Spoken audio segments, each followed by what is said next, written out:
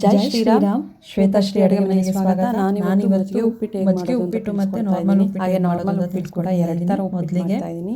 ಒಂದು ಕೃಷ್ಣ ರವೆ, ಒಂದು ಬನ್ಸಿ ರವೆ ಎರಡೂ ಕೂಡ ಫ್ರೈ ಮಾಡಿ ಇಟ್ಕೊಂಡಿದ್ದೀನಿ.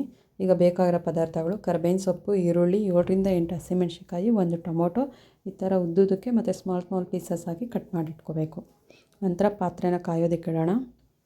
ಈಗ ಇದಕ್ಕೆ 7ರಿಂದ 8 ಸ್ಪೂನಷ್ಟು ಕುಕ್ಕಿಂಗ್ ಆಯಿಲ್ ಹಾಕ್ಕೊಳ್ಳೋಣ. ಈಗ ಇದು ಕಾದಿದೆ. ಇದಕ್ಕೆ ಒಂದು ಅರ್ಧ ಸ್ಪೂನಷ್ಟು ಸಾಸಿವೆ ಆ್ಯಡ್ ಮಾಡೋಣ. ಈಗ ಇದಕ್ಕೆ ಒಂದು 4ರಿಂದ 5 ಸ್ಪೂನಷ್ಟು ಕಡಲೆಬೇಳೆ ಹಾಕ್ಕೊಳ್ತಾ ಇದ್ದೀನಿ. ಈಗ ಇದನ್ನು ಫ್ರೈ ಮಾಡ್ಕೊಳ್ಳೋಣ. 1 ಸ್ಪೂನ್ ಜೀರಿಗೆ ಆ್ಯಡ್ ಮಾಡ್ತಾಯಿದ್ದೀನಿ.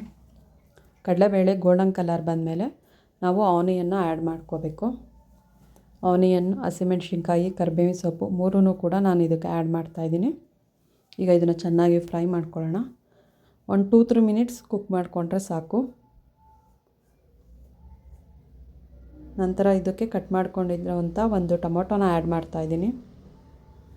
ಹಾಗೆ ಕಟ್ ಮಾಡಿಕೊಂಡಿರೋ ಕೊತ್ತಂಬರಿ ಸೊಪ್ಪನ್ನು ಕೂಡ ಆ್ಯಡ್ ಮಾಡ್ತಾಯಿದ್ದೀನಿ. ಈಗ ಇದನ್ನು ಚೆನ್ನಾಗಿ ಮಿಕ್ಸ್ ಮಾಡ್ಕೊಳ್ಳೋಣ. ಈಗ ಇದಕ್ಕೆ ಸ್ವಲ್ಪ ಉಪ್ಪು ಹಾಕ್ಕೊಳ್ಳೋಣ. ಈರುಳ್ಳಿ, ಟೊಮೊಟೊ ಎಲ್ಲ ಬೇಗ ಕುಕ್ ಆಗುತ್ತೆ. ಈಗ ಇದು ಕುಕ್ ಆಗಿದೆ. ನಾನು ಇದನ್ನು ಬೇರೆ ಪಾತ್ರೆಗೆ ಡಿವೈಡ್ ಮಾಡ್ಕೊತಾ ಇದ್ದೀನಿ. ಒಂದು ಮಜ್ಜಿಗೆ ಉಪ್ಪಿಟ್ಟು, ಒಂದು ನಾರ್ಮಲ್ ಉಪ್ಪಿಟ್ಟು. ಇದರಲ್ಲಿ ಅರ್ಧದಷ್ಟು ನಾನು ಬೇರೆ ಪಾತ್ರೆಗೆ ಹಾಕೋತಾ ಇದ್ದೀನಿ. ಈಗ ಇದಕ್ಕೆ ನಾನು ನೀರನ್ನ ಆ್ಯಡ್ ಮಾಡ್ಕೊತೀನಿ. ಇದು ಮಜ್ಜಿಗೆ ಉಪ್ಪಿಟ್ಟು, ಇದು ನಾರ್ಮಲ್ ಉಪ್ಪಿಟ್ಟು. ಮಜ್ಜಿಗೆ ಉಪ್ಪಿಟ್ಟಿಗೆ ನಾನು 1 ಗ್ಲಾಸಷ್ಟು ಮೊಸರನ್ನ ಚೆನ್ನಾಗಿ ಕಡಿದಿಟ್ಕೊಂಡಿದ್ದೆ. ಈಗ ಇದಕ್ಕೆ ನಾನು ಆ್ಯಡ್ ಮಾಡ್ತಾಯಿದ್ದೀನಿ. 1 ಗ್ಲಾಸ್ ನೀರಾದರೆ 1 ಗ್ಲಾಸ್ ಮಜ್ಜಿಗೆ ಆ್ಯಡ್ ಮಾಡ್ಕೊಂಡಿದ್ದೀನಿ.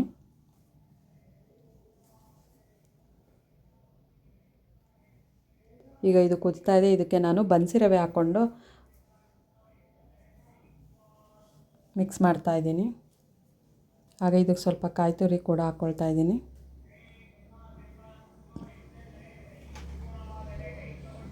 ಚೆನ್ನಾಗಿ ಮಿಕ್ಸ್ ಮಾಡೋಣ. ಈಗ ಲಿಡ್ನ ಕ್ಲೋಸ್ ಮಾಡಿ ಒಂದು 2-3 ಮಿನಿಟ್ಸ್ ಬಿಡೋಣ. ಈಗ ನಾರ್ಮಲ್ ಉಪ್ಪಿಟ್ಟಿಗೆ ಸ್ವಲ್ಪ ಉಪ್ಪು, ಕಾಯಿ ತುರಿ ಹಾಕಿ ಚೆನ್ನಾಗಿ ಮಿಕ್ಸ್ ಮಾಡ್ಕೊತೀನಿ. ಇದೊಂದು 2 ನಿಮಿಷ ಕುದೀಲಿ. ಈಗ ಮಜ್ಜಿಗೆ ಉಪ್ಪಿಟ್ಟು ರೆಡಿಯಾಗಿದೆ. ಸ್ಟವ್ನ ಆಫ್ ಮಾಡ್ಕೊಳ್ಳೋಣ.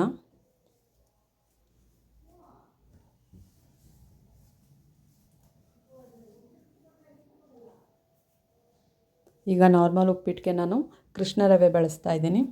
ಮಜ್ಜಿಗೆ ಉಪ್ಪಿಟ್ಟು ನಮ್ಮ ಯಜಮಾನ್ರಿಗೆ, ನಾರ್ಮಲ್ ಉಪ್ಪಿಟ್ಟು ನನ್ನ ಮಗನಿಗೋಸ್ಕರ ಮಾಡ್ತಾಯಿದ್ದೀನಿ. ಇಲ್ಲಿ 2 ಥರ ಒಂದೇ ಸಲ ಮಾಡ್ಕೊಳ್ತಾ ಇದ್ದೀನಿ.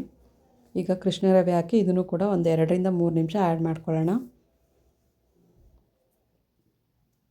ಸೊ ಈಗ ಕೃಷ್ಣ ರವೆನೂ ಕೂಡ ಚೆನ್ನಾಗಿ ಕುಕ್ ಆಗಿದೆ. ನಾರ್ಮಲ್ ಉಪ್ಪಿಟ್ಟು ಕೂಡ ಆಯಿತು. ನಾನಿದು ಮಜ್ಜಿಗೆ ಉಪ್ಪಿಟ್ಟು ಇಬ್ಬರಿಗೆ ಮತ್ತು ನಾರ್ಮಲ್ ಉಪ್ಪಿಟ್ಟು ಇಬ್ಬರಿಗೆ ಒಟ್ಟು 4 ಜನಕ್ಕೆ ಮಾಡ್ಕೊಂಡಿರೋ ಅಂಥದ್ದು. ನೀವು ಕೂಡ ಟ್ರೈ ಮಾಡಿ, ಹೇಗಿತ್ತು ಅಂತ ಕಮೆಂಟ್ ಮಾಡಿ. ಮಜ್ಜಿಗೆ ಉಪ್ಪಿಟ್ಟು ಕೂಡ ತುಂಬ ಚೆನ್ನಾಗಿರುತ್ತೆ, ನಾರ್ಮಲ್ ಉಪ್ಪಿಟ್ಟು ಕೂಡ ಚೆನ್ನಾಗಿರುತ್ತೆ. ಹೊಸ ರೆಸಿಪಿ ನೀವು ಕೂಡ ಟ್ರೈ ಮಾಡಿ, ಹೇಗಿತ್ತು ಅಂತ ಕಮೆಂಟ್ ಮಾಡಿ. Thank you.